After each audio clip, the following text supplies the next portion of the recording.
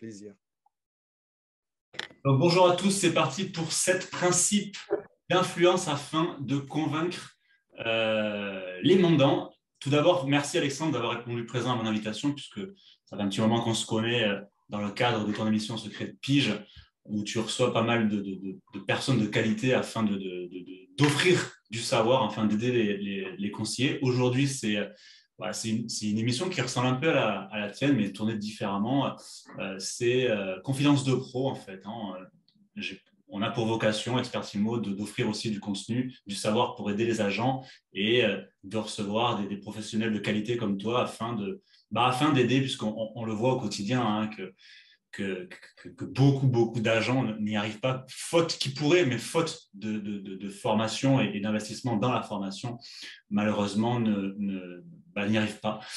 Donc, voilà, on est un peu généreux. Alors, ce que je te propose, c'est de te présenter et par la suite d'attaquer dans le vif du sujet.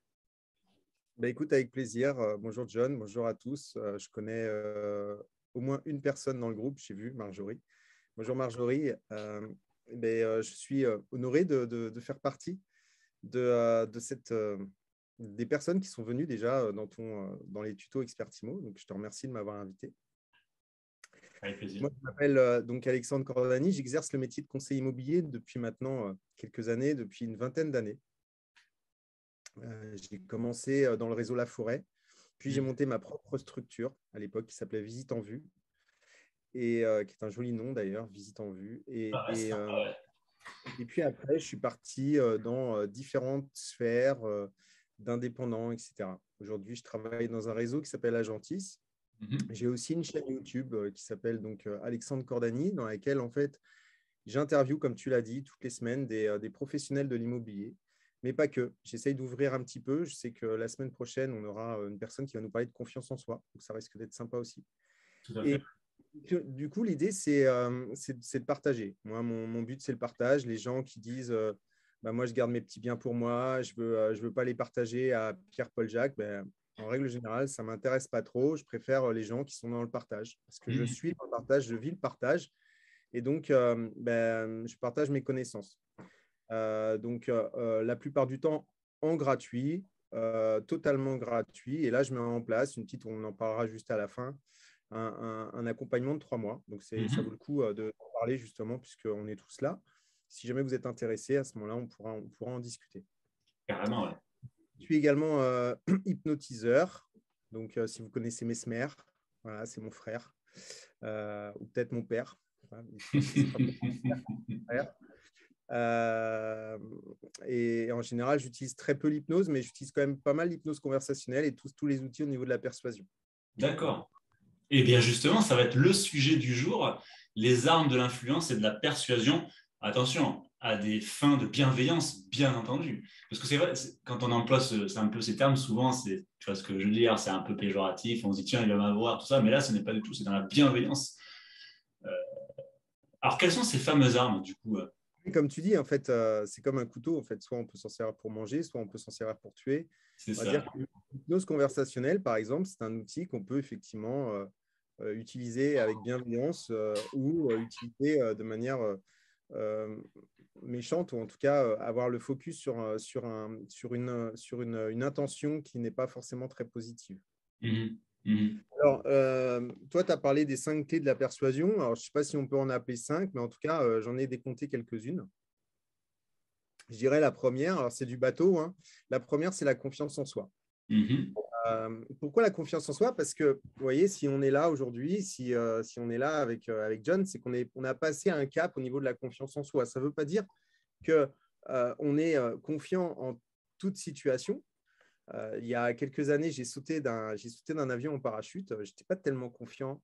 J'avais plus confiance au gars qui était juste derrière moi et qui tenait le parachute que de moi. Mais j'étais quand même, on va dire, en sortie de zone de confiance. Je pense que la sortie de zone de confiance, ça doit parler à certains. Et on est tous à peu près, tous dans notre petite bulle. En général, on est bien, un peu comme dans le ventre de notre maman, où finalement, à un moment donné, on se sent bien, on est là, on est protégé. Et on aime bien finalement être protégé dans notre zone. Et ce qui se passe, c'est que souvent, le fait d'être protégé, surprotégé, et le fait de finalement de s'auto-faire plaisir, en fait, hein, on est bien et finalement, on aime bien finalement se cajoler, s'auto-cajoler, et ben, ça ne nous aide pas. Ça ne nous aide pas parce qu'en fait, à l'extérieur, bah, c'est beaucoup plus difficile. Et l'arme de la persuasion, la confiance en soi, elle est importante parce que lorsqu'on a confiance en soi, c'est-à-dire lorsqu'on a l'habitude de sortir de sa zone de confort, lorsqu'on a l'habitude de sortir de son petit cocon, ben, ça fait qu'on va générer une posture différente. La posture, en fait, elle est en rapport avec la confiance. Si je peux parler ainsi, je peux dire que si par exemple, vous n'avez pas confiance en vous, ben, ça va se voir. Je coupe, excusez-moi, je coupe mon WhatsApp parce que sinon, ça va nous ennuyer. Et si on n'a pas confiance en nous, et ben, derrière, ce qui va se passer, c'est que ça va se voir par notre posture. Et la posture, en fait, c'est une des armes de persuasion qui va avec la confiance en soi. Alors, pour avoir confiance en soi, il n'y a pas 50 solutions. Pour avoir confiance en soi, il faut sortir de sa zone de confort. Donc ça, je vous l'ai dit.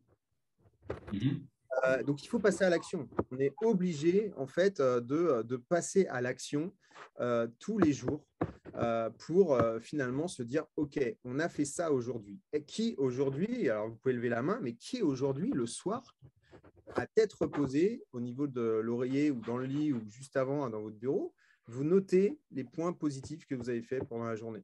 Les choses positives, les choses qui vous ont peut-être étonné de vous. Vous avez été étonné par ça, de dire « Ah putain, j'ai réussi à faire ça aujourd'hui, c'est génial ».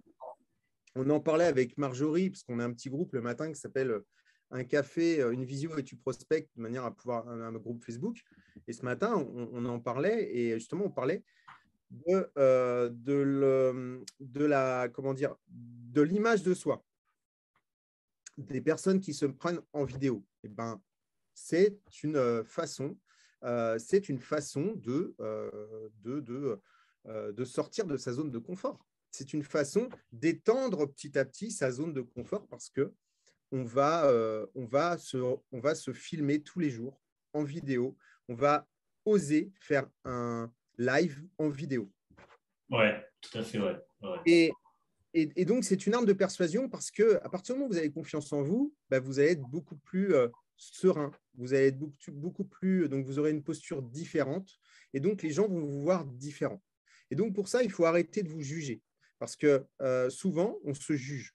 On se juge parce qu'on fait les choses, on imagine les faire mal. En fait, qui est finalement le plus méchant avec nous? C'est nous-mêmes. À chaque fois, en fait, on dit putain, tu n'es pas capable de faire ça. Putain, tu as été nul dans ce cas-là. Tu aurais mieux fait de te taire. Tu aurais mieux fait de ci, machin, etc. Je te l'avais dit que jamais mon intuition qu'il ne fallait pas que j'y aille. Tu vois, toutes ces choses-là, en fait, c'est très mauvais pour nous. Je vais vous donner un petit exemple qui va vite vous faire réfléchir et qui va être vite parlant. Si par exemple, vous voyez un billet de 100 €, vous baladez un jour dans la rue comme ça, tranquille, vous êtes tout seul, personne à droite, à gauche, personne devant vous, personne derrière vous, et vous voyez un billet de 100 € traîner. Ah, je peux te dire qu'il ne va pas rester 2 secondes de plus si Voilà, c'est vous qui le trouve. Qu'est-ce que vous en faites? Vous le récupérez, on est bien d'accord? Okay. Pourquoi? Tout simplement parce que ce billet, il a de la valeur. On est d'accord, il a une valeur à 100 €, il n'y a personne. Si ce n'est pas vous, ça sera un autre. Imaginez que vous passez dans la même rue 3 jours après et que ce billet, en fait, il est mouillé, il est déchiré, il est abîmé. La personne qui l'avait n'a pas pris soin de lui, en fait. Mais il est quand même là. C'est-à-dire qu'il est déchiré, mais il suffit de mettre un bout de scotch et il aura sa valeur. Est-ce que vous le ramassez ou pas? Bien sûr. Vous êtes d'accord avec moi? Ce billet a toujours la même valeur. Alors, cette petite scène, en fait, veut juste vous expliquer que vous soyez finalement mouillé, déchiré, que quelqu'un vous ait dit je vous ai dit que vous êtes nul, les agents immobiliers Tati, ils n'ont pas pris soin de vous, etc. Eh bien, sachez que même si vous pensez que vous avez été vraiment, qu'on a été méchant avec vous, vous avez toujours la même valeur. En fait, à partir de là, ça veut simplement dire une chose, c'est que la valeur, en fait, et c'est pour ça qu'on parle d'estime de soi, parce que quand on parle de confiance en soi, on parle aussi d'estime de soi, puisque la confiance, c'est un paramètre de l'estime de soi. Donc, au départ, en fait, tout en haut, c'est l'estime de soi, et ensuite, vous allez avoir la confiance en soi, l'amour de soi et l'image de soi. Et les 3 paramètres, en fait, font l'estime de soi. Et l'estime de soi, c'est la valeur qu'on se donne. La valeur qu'on se donne, elle ne peut être bonne qu'à partir du moment où vous vous estimez vous. Et ça, c'est important. Donc, la première des choses, c'est s'estimer pour pouvoir, en fait, derrière, avoir la bonne posture et pour pouvoir finalement se sentir bien. Je pourrais vous parler de confiance en soi pendant 2 heures. D'ailleurs, c'est une partie de l'atelier que je vais donner dans mon accompagnement. Le deuxième critère, je pense, de la persuasion, c'est le questionnement et l'écoute. Oui, ça c'est très intéressant. Les gens adorent parler. Notre métier, comme je le dis souvent, est constitué d'au moins 80% d'écoute. Exactement. C'est 95% d'écoute et c'est de questionnement. Pourquoi ? Tout simplement parce que la plupart du temps, en fait, on n'écoute pas les gens. Moi, quand j'ai commencé le métier de conseiller immobilier, ou même quand j'ai commencé mon métier de vendeur, ma formation de vendeur, moi, pour tout vous dire, je suis issu d'une famille, donc mon père était dans la vente, il vendait des maisons individuelles, de la construction, comme ça que j'ai démarré aussi moi. Et en fait, au départ, j'avais vraiment l'image du vendeur comme mon père pouvait le dire. En fait, mon père me disait, ouais, pour être vendeur, il faut avoir la tchatch, il faut avoir ci, il faut avoir ça. C'est faux. Mon père, aujourd'hui, a 83 ans et c'était l'époque ancienne. Et je me suis vite rendu compte que c'était complètement différent. C'est totalement faux. Souvent, on dit, lui, il ne pourra pas être commercial. Pourquoi il ne peut pas être commercial ? Moi, je suis plutôt un mec introverti. Je suis plutôt un mec qui n'est pas, je suis pas le plus foufou en soirée. C'est-à-dire, si vous m'invitez en soirée, je vais être de bonne compagnie. En général, les gens, ils m'aiment bien. Mais je ne suis pas celui qui va faire rire tout le monde, tout le temps, à 100 à l'heure avec une énergie de folie. Ils t'aiment bien parce que tu les écoutes. Mais par contre, ils m'aiment bien parce que je suis très empathique et parce que je les écoute. Et donc, aujourd'hui, si je peux vous donner un principe qui est essentiel dans la vente, c'est d'écouter les gens et de les questionner. Parce que pour pouvoir les écouter, il faut savoir les questionner. Alors, je vais vous parler un petit peu de PNL et d'hypnose, puisque c'est un peu mon domaine. Et c'est vrai qu'il y a 3 ans, j'ai découvert l'hypnose il y a 3 ans. Par hasard, je pensais que l'hypnose, c'était quelque chose, je pensais que c'était on essaie avec les yeux de Mesmer et qu'on pouvait hypnotiser comme ça. Mais non, en fait, tout le monde peut apprendre à hypnotiser des gens. Et en fait, à partir du moment où j'ai commencé à découvrir l'hypnose et la PNL, parce qu'en fait, la PNL, c'est juste une modélisation des travaux de Milton Erickson, qui est un hypnotiseur qui est né en 1900, du 20e. Et donc, c'est en fait la PNL, c'est de l'hypnose conversationnelle. C'est plus compliqué que ça parce qu'il y a des protocoles, etc., comme l'hypnose, la même chose. Mais en gros, si on peut définir l'hypnose et l'hypnose conversationnelle, l'hypnose, on va pouvoir parler à l'inconscient de la personne, souvent en état de transe, donc on va lui demander de fermer les yeux et d'imaginer des choses. La PNL, on va plus parler de manière consciente à la personne. D'accord. Et c'est ça la grosse différence. Et il y a un technicien, je ne sais pas comment on peut l'appeler, Robert Dilts, qui est un PNologue, ou je ne sais pas comment on peut l'appeler, un spécialiste de la PNL, oui, exactement, Marjorie, c'est ça, c'est ce qu'on a fait, l'hypnose conversationnelle. D'ailleurs, il y a une vidéo avec Marjorie où je coach Marjorie sur ma chaîne YouTube que vous pourrez regarder si ça vous intéresse. D'accord. Qui m'a gentiment donné la possibilité de la laisser sur ma chaîne YouTube. Et donc Robert Dilts a créé une pyramide qui permet aux coachs de pouvoir gérer des situations avec leur coaché. Cette pyramide, en fait, commence par l'environnement. Ensuite, il y a les comportements. Ensuite, il y a les capacités. Ensuite, il y a les croyances. Ensuite, il y a l'identité et la mission. Ce qui va nous intéresser ici, c'est les cinq premiers niveaux. Pourquoi? Parce qu'au moment où j'ai vu ça, je me suis dit, waouh, mais c'est génial en fait. Parce qu'en fait, la plupart des conseillers immobiliers, aujourd'hui, on leur dit, il faut savoir questionner. Et c'est vrai que la plupart du temps, on dit, il faut savoir questionner. Donc, OK, il faut savoir questionner, mais qu'est-ce que tu demandes à la personne? Le questionnement. Parce que toi, tu le sais, John, parce que tu as de l'expérience et parce que tu sais que tu as ton truc, on en a parlé, on en a parlé, on s'assoit, on commence à parler à la personne, etc., etc. Ou même quelqu'un qui a de l'expérience mais qui n'a jamais été structuré pour, ne sait pas réellement comment, quelles questions poser. Et pourtant, du questionnement derrière va naître toutes les phases de persuasion. Tout, absolument. Pouvoir répondre à l'objection, aux objections, etc. Et donc, ce gars-là, Robert Dilts, D-I-L-T-S, vous pouvez regarder sur Internet si vous voulez. Je n'ai rien inventé, j'ai juste transposé cette pyramide pour les conseillers immobiliers. Et ça m'a fait, en fait, ça s'appelle les niveaux logiques, ce qu'il a fait. Donc, c'est des niveaux qui s'encastrent les uns dans les autres. Et en fait, c'était tellement des niveaux logiques que c'est devenu très logique pour moi. Et donc, au départ, c'est l'environnement. Donc, on va poser toutes les questions sur l'environnement de la personne. L'environnement passé, l'environnement présent et l'environnement futur. Okay, donc, où il habite, où il habitait, avec qui il habite, où il souhaite habiter, ça c'est l'environnement. Et avec qui il souhaite habiter. Il peut très bien être aujourd'hui habité avec ses enfants et puis ses enfants vont quitter le foyer et aller ailleurs. Ça, c'est toute la partie environnement.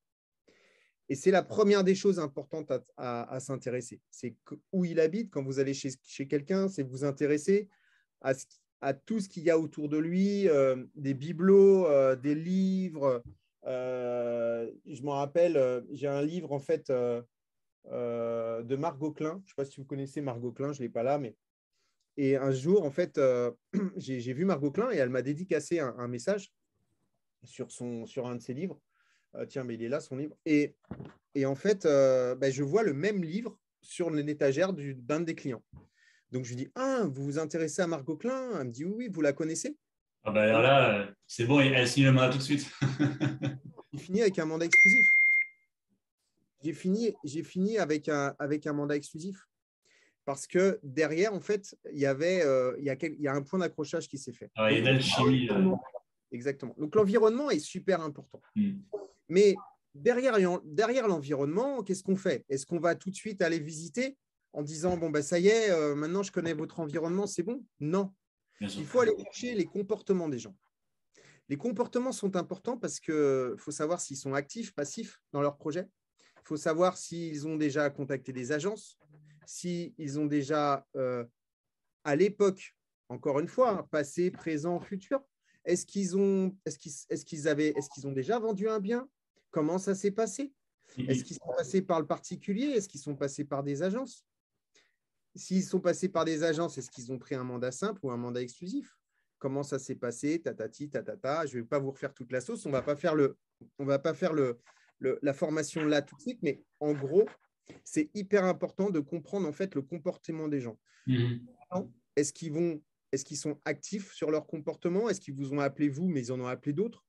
Est-ce qu'ils ont commencé à regarder sur Internet? Est-ce qu'ils ont regardé sur Internet pour pouvoir là où ils voulaient acheter, etc., etc. Il y a un auteur américain qui s'appelle Jeffrey Gitomier qui a écrit Le petit fil rouge de la vente. Il dit dans son livre, que ce soit en immobilier ou n'importe quelle niche, pour faire une bonne découverte du prospect, il faut poser minimum 25 à 35 questions. Minimum. Pour vraiment cerner un projet de fond en comble, ce qui permettra effectivement après de passer aux étapes qui suivent. Alors, ce qui est difficile, c'est que… Alors après, on reviendra sur cette pyramide, mais ce qui est difficile, c'est qu'effectivement, poser 25 questions, ça fait trop, finalement, ça fait trop questionnaire de police. Donc, il faut… Il faut les échelonner. Moi, j'ai mis du temps au début à comprendre comment le faire, mais il faut que ça soit limpide. Et, très fluide. Et d'ailleurs, encore une fois, regardez sincèrement le coaching que j'ai eu avec Marjorie, parce que c'est hyper important, parce qu'en fait, vous verrez que je lui dis quasiment rien, je lui pose que des questions et je fais que des reformulations. Mais c'est tellement limpide qu'elle s'en aperçoit pas. Et que du coup, toutes ces questions qui sont juste des reformulations, une reformulation, ça peut être par exemple, j'avais vendu avec un particulier. Ah, un particulier. Oui, j'avais décidé de le mettre dans le PAP. Ok, le PAP. Oui, vous savez, le journal, le PAP, et puis en fait, après, j'ai eu ça. Et en fait, juste en reformulant, c'est-à-dire en utilisant le dernier mot de la phrase, ouais, ça permet d'enchaîner en fait. Et ben, la personne, en fait, elle va se justifier. Les gens n'aiment pas le silence.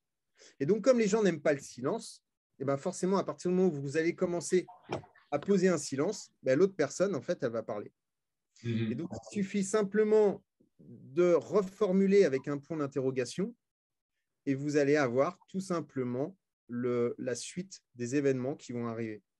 Et ça, c'est génial. Bon, donc question ouverte, question fermée. Que pensez-vous de question ouverte? Vous êtes libre à 3 heures ou à 4 heures? Bon, bah, question fermée. Mais en l'occurrence, on va comment dire, on va essayer d'en savoir beaucoup plus. Donc, une fois qu'on a compris qu'on est tombé sur l'environnement, puis on est parti sur les comportements, ensuite, on va aller chercher les capacités. Pourquoi les capacités? Parce que la personne, elle peut avoir un super comportement actif, elle peut savoir où elle veut aller, c'est-à-dire moi j'habite à Saint-Maur, j'ai un acheteur qui vient me voir, qui me dit voilà, bonjour, je recherche à Saint-Maur. Ok, super, vous recherchez à Saint-Maur, c'est génial, et dites-moi, qu'est-ce que vous recherchez sur Saint-Maur? Très bien. Et quel type d'environnement vous recherchez? Vous connaissez Saint-Maur? Eh ben, non, on m'a dit que c'était bien. Ok, très bien. Donc, vous ne savez pas, vous connaissez un peu les quartiers, etc. Ah non, pas du tout. Donc, si vous n'allez pas chercher les capacités de la personne, savoir les connaissances de la personne, eh ben, vous ne pouvez pas lui répondre favorablement. Un vendeur, si vous allez voir un vendeur et que vous lui dites, si la personne elle vous dit oui, de toute façon, moi, je vais vendre sur le bon coin. Hein. On m'a dit que c'était simple. Hein. Ok, d'accord. Vous avez déjà vendu par le particulier? Vous avez déjà vendu tout seul? Non, non, mais moi, on m'a dit que c'était simple. Hein, il suffisait de mettre une annonce. Ok, très bien. Vous savez qu'il n'a pas les capacités pour. Vous savez qu'il n'a pas. Il a juste la capacité d'aller mettre son annonce sur le bon coin. Mais il ne sait pas comment ça fonctionne. Donc, les capacités, c'est hyper important. Pareil, si vous dites, moi, j'ai envie d'aller à Perpignan. Ok, je parle de Perpignan parce qu'il y a Marjorie. Ok, vous avez envie d'aller à Perpignan, mais vous connaissez Perpignan? Non, non. Vous êtes déjà allé voir, vous avez déjà regardé sur les annonces, vous connaissez les prix du mètre carré? Non, non. Ok. Est-ce que ça vous intéresserait que je puisse vous mettre en rapport avec quelqu'un qui s'y connaît dans le quartier, dans le secteur là-bas? Oui. Et là, vous allez apporter de la plus-value à la personne. Parce que tout de suite, en fait, vous allez lui apporter des personnes qui connaissent le secteur. Et donc, derrière, elle va pouvoir appeler cette personne de votre part. Et du coup, vous apportez du plus par rapport à celui qui n'a pas questionné, qui ne sait pas qu'elle veut aller à Perpignan et qui ne sait pas qu'elle ne connaît pas Perpignan et qui ne sait pas qu'elle elle peut être soutenue là-bas. Donc, environnement, comportement, capacité et ensuite, croyance. Croyance, qu'est-ce que c'est? Les croyances, c'est je crois en mon projet. Mais je crois. Est-ce que vous croyez en votre projet? En fait, vous êtes déjà allé voir un vendeur et que le vendeur vous dit bon, écoutez, moi, si vous m'en donnez 1 million, je vends tout de suite. Hein, tout de suite, je pars. Mais vous savez que votre maison, elle en vaut 700 000. Oui, mais bon, on ne sait jamais. Vous savez, il y a toujours un pigeon qui se lève tous les matins. Bon, ok. Vous savez que ce n'est pas la peine de travailler pour lui. Vous savez que vous allez perdre votre temps. Vous savez que le gars, en fait, c'est un doux rêveur et que toutes les agences immobilières qui vont travailler pour lui vont perdre leur temps. Et de l'argent. Et de l'argent. Donc, la croyance, c'est croire en votre projet. c'est lui, est-ce qu'il croit en son projet? Donc, lui, il ne croit même pas en son projet. Il y a tellement de gens, en fait, qui viennent vous voir ou des acheteurs qui vous disent ben moi, je recherche ça, je recherche ça, je recherche ça, je recherche ça, je recherche ça. Ouais, mais des biens comme ça, il en sort un tous les 4 ans. Ouais, ça. Et le problème, c'est que je viens de le vendre, en fait. Donc, il va falloir attendre 4 ans pour avoir le prochain. Donc là, même eux, ils ne croient pas en leur projet. Donc, c'est à vous de définir, en fait, savoir si le projet est viable, le projet de vente ou le projet d'achat. Et dans tous les cas, ce qui est intéressant, c'est la croyance, ça va vous permettre de vous choisir. Parce que savoir dire non, c'est savoir se choisir. Et donc, à partir du moment où, effectivement, vous ne croyez pas en un projet, eh ben, vous allez vous choisir. Vous allez choisir de prendre du temps pour autre chose. Et donc, vous allez, à ce moment-là, dire, écoutez, monsieur, vous savez quoi? Je crois que je ne suis pas l'homme de la situation. Je ne suis pas la femme de la situation. Le plus simple, ça serait peut-être que vous allez voir un confrère, parce que lui, il est peut-être plus apte à répondre à votre demande. Mais moi, malheureusement, je ne vais pas pouvoir. Et terminé. C'est terminé. Ça, c'est une force, ça, parce que il n'est pas rare qu'il revienne après. Voilà, exactement. Une fois qu'il aura réfléchi, une fois qu'il aura compris que… Et des fois, il ne leur faut pas grand-chose. Hein. Vous voyez, tu vois, par exemple, la croyance. Moi, je discutais, là, j'ai été boire l'apéro l'autre jour chez des voisins. Et donc, c'est des gens qui sont arrivés il y a à peu près 1 an. Et ces gens-là, en fait, ils m'ont dit, au départ, on est passé par le particulier parce qu'on croyait que ça allait être rapide, etc. Et au bout de 15 jours, en fait, on s'est rendu compte qu'il fallait qu'on aille voir des agences parce qu'on n'était pas capable de. Tu vois, on s'en est rendu compte. Et donc, après, l'histoire de croire, c'est en fonction des personnes, ça peut aller plus ou moins vite. Donc, il faut être présent. Et ça, après, c'est le suivi qui fait qu'effectivement, on peut les choper au bon moment. C'est comme quand tu appelles quelqu'un dans le particulier ou dans le bon coin. Le gars, au début, il dit non, monsieur, mais moi, c'est facile. J'ai mis l'annonce, j'ai déjà eu 12 appels, etc. Et en fait, tu le rappelles un mois plus tard, c'est déjà trop tard. Le mec, il a déjà eu 3 agences, etc. Et si tu l'appelles peut-être une semaine après, il dit oh là là, monsieur, vous savez, j'ai eu 12 appels, j'ai eu 12 rendez-vous, mais il y en a 4 qui ne sont pas venus. Il m'a foutu un bordel dans la maison, etc., etc. Les autres, j'ai plus du tout de nouvelles. Enfin, voilà. Donc, on sait ce que c'est que le métier d'agent immobilier, c'est dans le suivi. Mais ce que je voulais vous dire, c'est que la persuasion, la première des choses, c'est d'avoir la bonne posture, avoir confiance en vous. Ça, je vous l'ai dit. La deuxième chose, c'est de savoir questionner. Et questionner, écouter. Questionner, pourquoi? Tout simplement parce que des questions, vous aurez toutes les réponses derrière. Toutes les réponses à toutes les objections que les gens vont pouvoir vous dire. Et la technique d'objection, c'est le troisième niveau de persuasion. Le troisième niveau de persuasion, c'est savoir répondre à une objection. On l'a fait ensemble. John, dans Secret de Pige, tu as été extraordinaire dans cet épisode. Ouais, il faut le dire. Merci. Non, tu as été extraordinaire. Mais ce que je veux dire, c'est que tu connais bien le domaine. Et en fait, l'objection, c'est quelque chose qui est simple, logique. Moi, je suis quelqu'un de… C'est bizarre hein, parce que je suis un peu matheux, j'ai fait du code, du développement informatique, mais en même temps, je suis vachement dans l'empathie, vachement dans l'écoute, etc. En fait, je suis un peu, je sais pas, on va dire tout terrain, je vais un peu partout.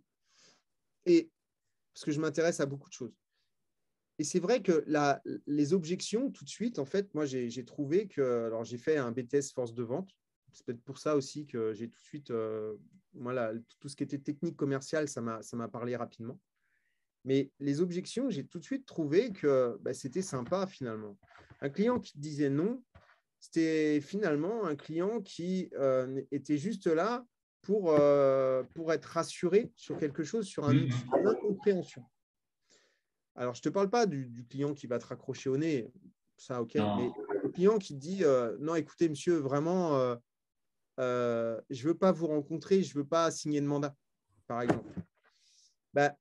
Ça, c'est simple, en fait, de répondre à ce genre d'objection. C'est vrai. Et la plupart des gens ont peur, en fait. C'est comme non, mais moi, je ne veux pas de mandat exclusif. Et en fait, la plupart des conseillers vont sortir leur mandat simple. et dire OK, écoutez, c'est normal, très bien, je comprends, machin. Moi, j'ai mon petit mandat exclusif, mon petit mandat simple, il est là, regardez, donc on n'a plus qu'à le remplir, et puis comme ça. Et puis, vous partez de chez le client avec une victoire avec votre mandat simple.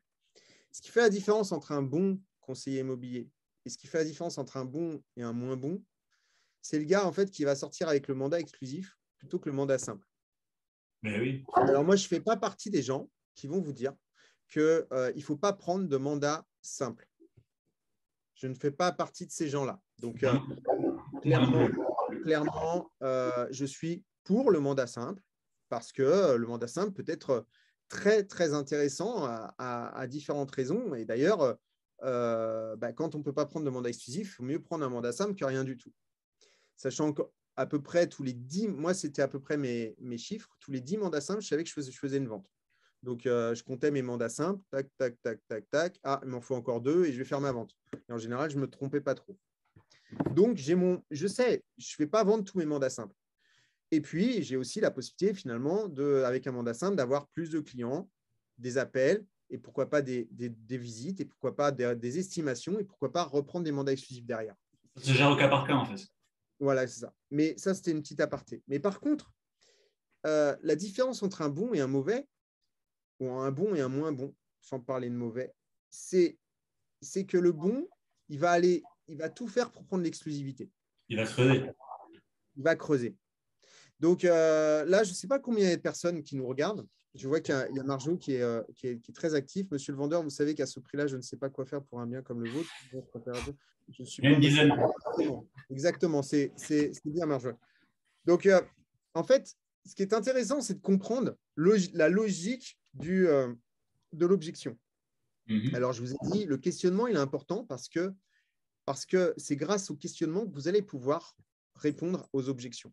Ceux qui me suivent et ceux qui suivent mon Insta Secret de Pige, j'ai un Instagram aussi, j'ai un compte Instagram Secret de Pige où je donne beaucoup de contenu. Et des fois, je réponds à certaines objections. Dans un premier temps, ce qu'il faut, c'est accepter. Ouais, ah oui, ça c'est sûr. Il faut absolument accepter l'objection. Parce que si vous ne l'acceptez pas, eh ben, ça veut dire que vous êtes contre. Et le fait d'accepter l'objection va faire que dans le cerveau, vous savez, je vais juste vous faire un petit schéma rapide. Le cerveau, en fait, il est constitué par plusieurs parties. Et il y a à la base, en fait, il y a ce qu'on appelle le cerveau reptilien. C'est un nom un peu barbare. Le cerveau reptilien, ça fait un peu reptile, mais en fait, c'est le cerveau le plus ancien des cerveaux, et c'est celui, en fait, qui répond tout de suite du tac au tac quand le client vous dit non. Quand vous appelez un client et que le client il vous dit non, mais vous ne savez pas lire, c'est le cerveau reptilien qui parle. C'est le cerveau, lui, il y a 2 solutions. C'est le combat ou la fuite. Il n'y a pas 50 solutions. Et donc, du coup, lorsqu'un client en fait vous dit non, je ne veux pas d'agence, c'est le cerveau reptilien qui parle. Et vous, en fait, vous allez forcément, si vous commencez à parler au cerveau reptilien avec votre cerveau reptilien, ça va se passer comme ça. Vous allez dire non, mais attends, pourquoi tu me réponds comme ça ça fait 40 clients que j'appelle, ils me disent tous non, vous commencez à m'énerver tous, etc. Et là, vous allez parler en bagarre, on est d'accord. Ce n'est pas le but, en fait. Ça, c'est des combats de cerveau reptilien. Ça peut arriver, hein. Des fois, ça peut arriver. Hein. Ce qui s'est passé hier avec Will Smith, c'est le cerveau reptilien qui a fonctionné. Hein. Le mec, il est arrivé, et boum, il lui a donné une baffe. Il n'a pas réfléchi. Il a réfléchi qu'après. Mais au départ, il n'a pas réfléchi. Et donc, ce qu'il faut comprendre, c'est qu'en fait, il faut sortir de ce reptilien et l'amener vers les émotions. Dans tous les cas, il faut lui faire comprendre qu'on est des gentils, qu'on est des doux. Et donc, ce qui va se passer, c'est que vous allez l'accepter. Et en acceptant, vous allez lui envoyer un message positif. Exactement. Je comprends tout à fait, monsieur, que vous ne souhaitiez pas me recevoir. Moi, je rajoute toujours un petit message subliminal derrière, parce que j'aime bien les petits messages subliminaux. Et d'ailleurs, la plupart de mes clients actuels ont réagi comme vous la première fois. Ça, c'est un message subliminal qui explique à l'inconscient que mes clients actuels ont réagi comme vous, comme lui, la première fois, et qui ont changé d'avis depuis. Et donc, et ça sera pour après, je vous expliquerai pourquoi. Et donc, au départ, c'est accepter. On accepte l'objection. On se met en position parallèle et non perpendiculaire. Hein. On est d'accord. En tant qu'allié, on est allié. On est totalement allié. Tu as tout à fait raison, John. On est totalement allié. Ensuite, derrière, qu'est-ce qu'il faut faire? Il faut creuser, il faut lui poser une question. Donc, vous avez la méthode, c'est puis-je vous poser une question? Moi, ça marche bien aussi. OK, je comprends tout à fait, monsieur. Mais puis-je vous poser une question? Oui, oui, allez-y. Comme ça, il est vraiment à l'écoute de la question que tu vas poser. D'accord? Au moment où tu lui dis. Dites-moi, qu'est-ce qui vous dérange dans le fait de me recevoir? Qu'est-ce qui vous dérange dans le fait de… Et pourquoi? Voilà. Peu importe le mot que vous utilisez. Ce qui est intéressant ici, c'est d'ouvrir dans une optique de questions ouvertes. C'est dis-moi, mais tu peux m'en dire plus en fait? Pour qu'il se confie, il faut l'inviter à se confier. Voilà. Là, la personne, en fait, elle est devenue finalement friend. On est dans la friend zone, on est bien, on est copains et tout. J'accepte. J'ai accepté que tu, effectivement, mais je veux savoir pourquoi en fait. Donc là, la personne, elle va dire, en fait, je sais pas, par exemple, un client qui vous dit en visite, non, moi, je ne veux pas de mandat exclusif. OK. Donc, je comprends tout à fait que vous ne souhaitiez pas signer de mandat exclusif dès maintenant avec moi, mais je peux vous poser une question? Oui, allez-y. Qu'est-ce qui vous dérange dans le fait de signer un mandat exclusif? Donc là, il pourrait y avoir 50 millions de solutions.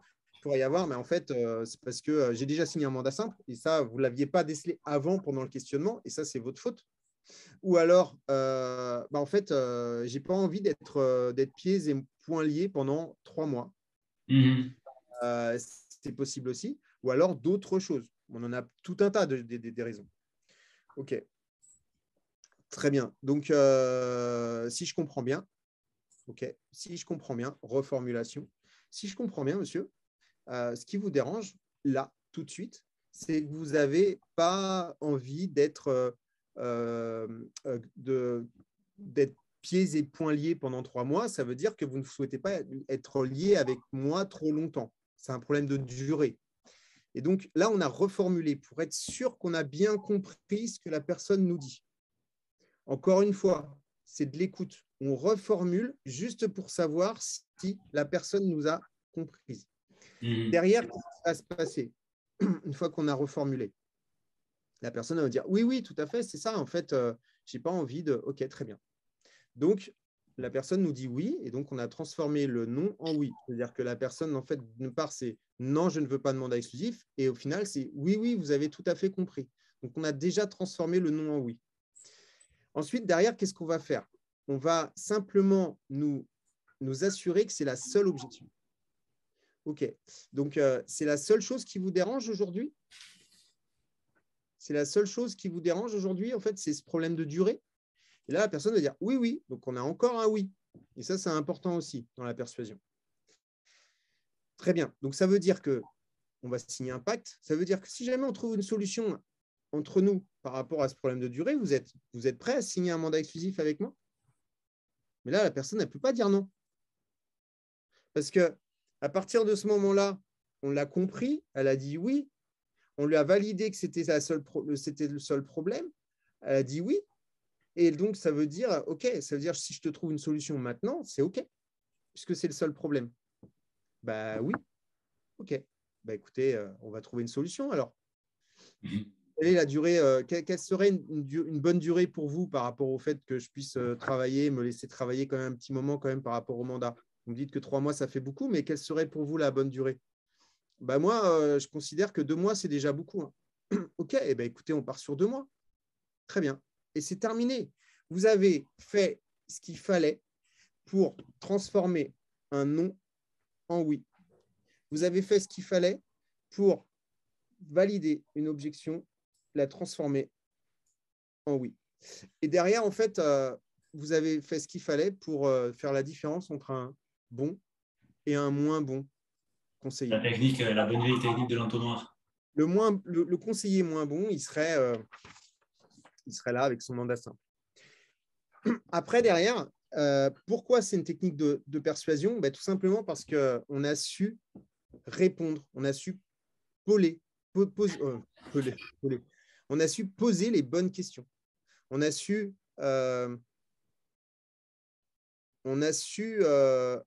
écouter les réponses. On a su expliquer à la personne que dans la reformulation, eh ben, on l'avait écouté. Et donc là, la personne, elle est totalement en état de transe, si on peut appeler une transe hypnotique. Ce qui va se passer, c'est que là, c'était simple, hein, mais on aurait pu très bien imaginer que la personne nous dise non, non, mais moi, par exemple, je veux travailler avec 3 agences. Mais ce qui se rappelle plus, c'est qu'en R1, alors je ne sais pas si vous travaillez en R1 ou en R2, peu importe, mais ou avant, ou en R1 ou en R2 en fonction de vos méthodes. Ce qui se rappelle plus, c'est qu'à un moment donné, quand on l'avait questionné, il nous avait dit que dans le passé, il avait vendu un appartement, qu'il avait pris 3 agences et que ça s'était mal passé. Et donc, à ce moment-là, la personne, peut-être une demi-heure après, quand elle vous dit non, non, non, mais moi, je veux travailler avec 3 agences, hein, vous pouvez lui dire, je comprends tout à fait, monsieur, effectivement, que vous soyez travailler avec 3 agences, tatati, tatata, on refait le machin. Mais juste dites-moi, tout à l'heure, quand on a parlé tout à l'heure de ce que vous aviez fait, vous m'avez dit que vous étiez passé par 3 agences, c'est bien ça? Oui, oui, c'est ça. Et vous m'avez dit aussi que ça s'était mal passé. Oui, oui, je vous ai dit que ça s'était mal passé. OK. Vous savez qu'en général, quand on utilise les mêmes stratégies, on a les mêmes résultats. Donc, est-ce que vous souhaitez vraiment avoir les mêmes résultats que la dernière fois? Rassurez-moi, vous avez appris de vos erreurs, monsieur le vendeur. En plus, ça arrive. Et ça, si ce n'est pas une technique de persuasion, c'est juste énorme, en fait. Ouais. C'est parce qu'on a bien questionné la personne avant qu'on peut répondre favorablement à une objection derrière. Exactement, et apporter une réponse personnalisée et adaptée. Alors, est-ce que tu as une technique de plus? Parce que ça fait 3, est-ce qu'il y a une 4e? Alors, oui, la 4e. Je me dépêche un peu parce qu'il est 13h46, tu m'as dit qu'à 14h, il fallait arrêter. Moi, tu sais, j'en ai pour toute l'après-midi. Hein. Ah ouais, c'est super intéressant, mais c'est vrai qu'à 14h, après, j'enchaîne avec le réseau. Non, je t'en prie. Puis après, je suis trop cher pour toi, donc c'est pour ça. Ah bah ouais, déjà que là, tu m'as pris un bras. Donc, la 4e, c'est le pouvoir des mots. Ah. Comme vous avez pu le constater, en fait, moi, je fais très attention aux mots que j'utilise. Et si vous utilisez à merveille le pouvoir des mots, vous allez comprendre que chaque mot a son importance. Et lorsque, par exemple, je répondais tout à l'heure à une objection en disant oui, je comprends tout à fait, monsieur, et d'ailleurs, la plupart de mes clients actuels ont réagi comme vous la première fois. Ça, c'est un gros pouvoir. Vous ne pouvez même pas imaginer. Parce qu'en fait, vous êtes en train d'envoyer des messages à cette personne de manière inconsciente. Il ne s'en rend même pas compte. Mais chaque message est important. Lorsque vous dites, par exemple, à une personne, vous faites du tap-tap et vous lui dites oui, bonjour, voilà, je suis nouveau dans le secteur et en fait, je voulais savoir un petit peu qu'est-ce qui vous a plu dans le quartier lorsque vous avez acheté ici. Eh bien, ça, c'est une technique de tap-tap, c'est ma technique de porte-à-porte, si vous avez vu le secret de piche que j'ai fait. Eh bien, vous verrez que lorsque vous avez acheté ici, c'est important parce que vous n'allez pas poser la question à la personne, savoir si elle est propriétaire ou locataire. C'était quoi la question que tu posais? J'ai un trou. Non, c'est quand je fais du porte-à-porte. Ouais, et comment tu amorces le porte-à-porte? Je dis oui, bonjour, voilà, je m'appelle Alexandre Cordier, je suis conseiller immobilier, je suis nouveau dans le secteur et en fait, je m'intéresse beaucoup à votre quartier. Je voulais savoir qu'est-ce qui vous a plu lorsque vous avez acheté ici. Qu'est-ce qui vous a plu dans le quartier lorsque vous avez acheté ici. Pourquoi je fais ça? Tout simplement parce que je vais faire parler les gens. J'ai compris que moi, mon fonds de commerce, c'est de faire parler les gens.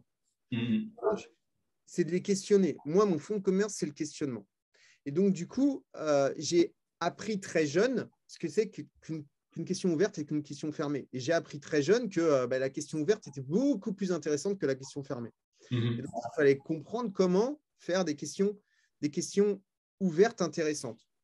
Et donc, lorsque vous dites à quelqu'un que vous voyez en porte-à-porte, vous lui dites ça, il y a 2 messages. Déjà, le premier message, c'est « je m'intéresse à vous ». Et ça, les gens adorent. D'accord? Ce n'est pas juste oui, bonjour, voilà. Alors, je suis conseiller immobilier, je suis à la recherche d'une maison à vendre. Je voulais savoir, est-ce que vous avez entendu parler d'une maison qui serait à vendre dans votre quartier ou dans votre rue? Ben non. Ah, ok. Bon, bah écoutez, je vous mets mon petit flyer dans votre boîte aux lettres, puis si vous entendez, ben, venez me voir.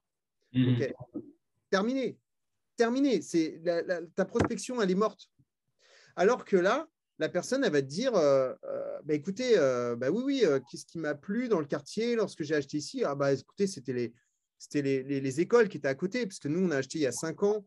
Il y a 5 ans, mes enfants, ils étaient très jeunes et du coup, j'avais besoin d'une école à côté. Et puis, mon mari aussi, il travaille à Paris, donc c'était quand même pratique d'avoir le RER qui n'est pas loin. Et puis, ci, et puis ça. En fait, les gens vont vous raconter leur vie sans que vous leur demandiez. C'est ça. Les gens adorent parler. Et si vous leur dites, lorsque vous avez acheté ici, la personne, si elle est locataire, va vous dire non, non, mais attendez, je ne suis pas propriétaire, je n'ai pas acheté. Sans lui poser la question, elle vous a déjà répondu. Et sans poser la question, savoir si vous êtes propriétaire, parce que c'est quand même une question qui est un peu dérangeante, dans le sens où quand on est agent immobilier, c'est une question qui est très focus sur l'achat. Et donc, toi, si tu es propriétaire, tu m'intéresses. Lorsqu'on dit ça, la personne, si elle est locataire, elle va vous le dire tout de suite. Par contre, la personne, si elle est propriétaire, elle ne va pas vous dire, elle va répondre à votre question. Et donc, vous avez le savoir qu'elle est propriétaire sans qu'elle vous le dise. Donc ça, c'est le pouvoir des mots. Et le pouvoir des mots, en fait, c'est aussi la puissance du mot, des petits mots. Alors, on connaît, tout à l'heure, tu m'as demandé s'il fallait que je parle de… Tu m'as dit, ouais, tu vas me parler de Cialdini. Donc ça, c'était mal me connaître. John, parce que, ouais, bien sûr, je peux te sortir Cialdini, je peux te sortir effectivement influence et manipulation, mais c'est presque trop facile pour moi. Et en fait, par contre, Cialdini, dans son livre, il te dit le parce que finalement, si jamais tu justifies ta demande, tu auras plus de chances d'avoir de la satisfaction, des gens qui vont adhérer.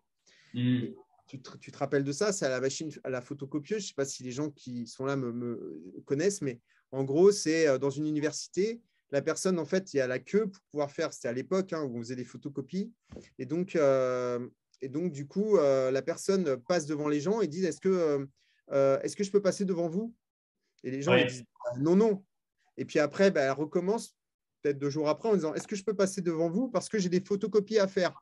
Et là, en fait, même ça, j'ai des photocopies à faire, les gens lui laissent la possibilité de faire des photocopies avant eux, en fait. Et tout simplement parce qu'elle a justifié sa demande. Et ça, la puissance du parce que, elle est juste énorme. La puissance de la justification, elle est juste énorme. Autre chose, par exemple, le non. Le non n'existe pas pour le cerveau. Je ne sais pas, moi, 40 fois par jour, j'entends la phrase « n'hésitez pas à ». Et ça a le don de me mettre hors de moi, en fait. Quand vous dites à quelqu'un « n'hésitez pas à m'appeler », ça veut dire que vous lui demandez d'hésiter, en fait.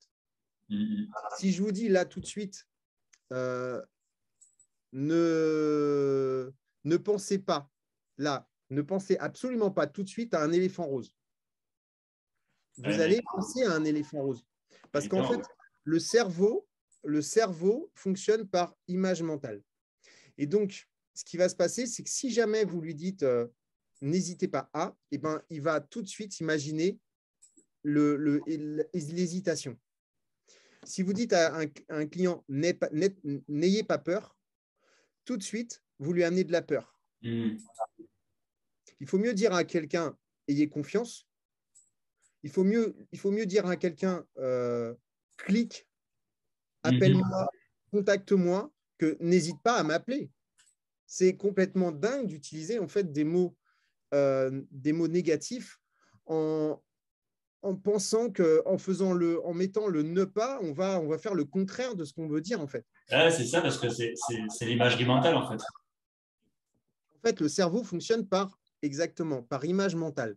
Et donc, la preuve, c'est que quand vous rêvez la nuit, vous rêvez par des images. Tout à fait, ouais. Et donc, il faut absolument partir sur comment dire, il faut partir sur des mots positifs. Le mais aussi, le mais, il est puissant. Lorsque vous dites à quelqu'un 13h53, je fais attention aux horaires.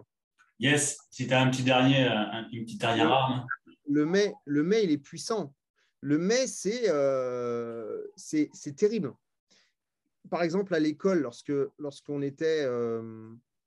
vous étiez à l'école, ou lorsque peut-être vos enfants sont à l'école, les profs savent bien utiliser le mais.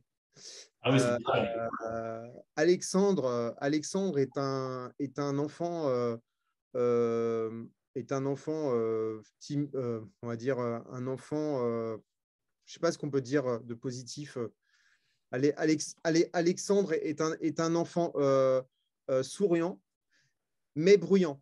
Et en fait, à partir du moment où vous allez utiliser le bruyant après le mais, il va vous rester dans la tête le bruyant. En fait, le souriant, le positif ne partira. Ouais. C'est pour ça que lorsque vous parlez à un client, lorsque vous utilisez le mais, prenez le positif après le mais. Pour finir sur une note positive. Souvent, on fait le contraire. Souvent, on va dire, par exemple, j'avais noté un truc là. Voilà, par exemple, vous allez dire à un client, au lieu de dire tout dépend du message que vous voulez faire passer. Par exemple, si vous voulez faire passer que le bien il est trop cher, ok, vous pouvez mettre la partie cher après. Par exemple, vous pouvez dire j'ai fait de bonnes visites, mais les retours de visite, à chaque fois, ils nous disaient que le bien était trop cher. Et donc là, le client va garder en mémoire que le bien il est trop cher, le vendeur. Par contre, si vous voulez amenuiser la partie qu'il est trop cher, parce que par exemple, c'est vous qui avez fait l'estimation et que du coup, vous ne voulez pas trop dire que vous êtes trompé ou n'importe quoi, on est tous pareils, des fois, ça nous arrive de nous tromper. Et ben, vous pouvez dire, écoutez, monsieur, en fait, j'ai fait des visites, le bien, il est trop cher, mais par contre, j'ai fait de bonnes visites dessus. Et donc là, la personne va garder en mémoire, j'ai fait de bonnes visites dessus. Il va complètement oublier le cher. Une autre méthode qu'on peut utiliser, et qu'on utilise, par exemple, que moi j'ai utilisé dans la formation, c'est des formules qu'on a utilisées dans la formation BOLD de Keller Williams, mais que je n'avais pas compris au départ et qu'on utilise nous dans l'hypnose. Ça s'appelle le saupoudrage. Le saupoudrage, en fait, ça s'utilise en hypnose, et en fait, le saupoudrage, c'est de mettre comment dire, se mettre en majuscule ou de mettre en gras certains mots. Et de manière à ce qu'on puisse mettre en gras certains mots, ce qui va se passer, c'est qu'on va, par exemple, laisser un espace dans la phrase. Par exemple, lorsque vous dites à un client, je comprends tout à fait, monsieur, que vous ne souhaitiez pas signer un mandat. Tu vas mettre en valeur le signer un mandat. Pourquoi ? Tout simplement parce que entre le pas et le signer, tu as mis un espace. Et donc, je comprends tout à fait, monsieur, que vous ne souhaitiez pas me signer un mandat. Mais vous savez, en fait, le fait de signer un mandat est juste là pour qu'on puisse avoir simplement une relation commerciale entre les deux. Et le fait que vous puissiez me signer un mandat est quand même très important pour moi. Dans la phrase, tu as mis 3 fois signer un mandat. Tu parles à l'inconscient de la personne, petit à petit. Ça fait partie aussi de la technique des pouvoirs des mots hypnotiques. C'est la façon de parler à l'inconscient en utilisant tout ce qu'on appelle de l'hypnose conversationnelle. Merci à toi, en tout cas, Alexandre, c'était super intéressant. On voit que tu es super passionné. Exactement. J'espère que ça vous a plu. Pour finir, juste pour vous, je pense, ouais. Si jamais ça vous intéresse, je mets en place en fait 3 mois d'accompagnement pour toute la partie commerciale qui va aller on en a parlé, de la confiance en soi, du questionnement, du pouvoir des mots, du closing, des objections, avec des Zooms qui seront faits entre nous avec une intégration dans un groupe Facebook. Je fais ça dès le début du mois d'avril. Si jamais ça vous intéresse, envoyez-moi un message en MP. Vous demandez à John, si vous n'êtes pas connecté à moi, vous lui demandez mes coordonnées. Mais dépêchez-vous parce que je fais un Zoom de présentation. Donc, vous avez vu l'essentiel là quand même jeudi soir. Mais après, ça démarre dès lundi prochain. Voilà, donc dépêchez-vous si ça vous intéresse. Et c'est sur 3 mois. Donc vraiment pour apprendre vraiment la puissance de la persuasion lorsque vous parlez avec des clients. Eh bien, super. En tout cas, merci beaucoup pour ce savoir super intéressant. Je pense que ça va beaucoup aider les auditeurs de ta chaîne et de la nôtre. C'était un contenu offert par Alexandre et Alexandre Cordani, donc auteur de la chaîne Alexandre Cordani, justement, et qui tient surtout l'émission ultra intéressante avec beaucoup de vidéos secrets de pige et Expertimo, les tutos Expertimo, où vous aurez également beaucoup de contenu offert afin de vous aider à progresser. Merci Alexandre, et puis je te dis au plaisir de te retrouver quand tu veux. Eh bien, quand tu veux. Merci John, à bientôt. Merci à tous pour votre participation et à très bientôt. Ciao, ciao. Au revoir.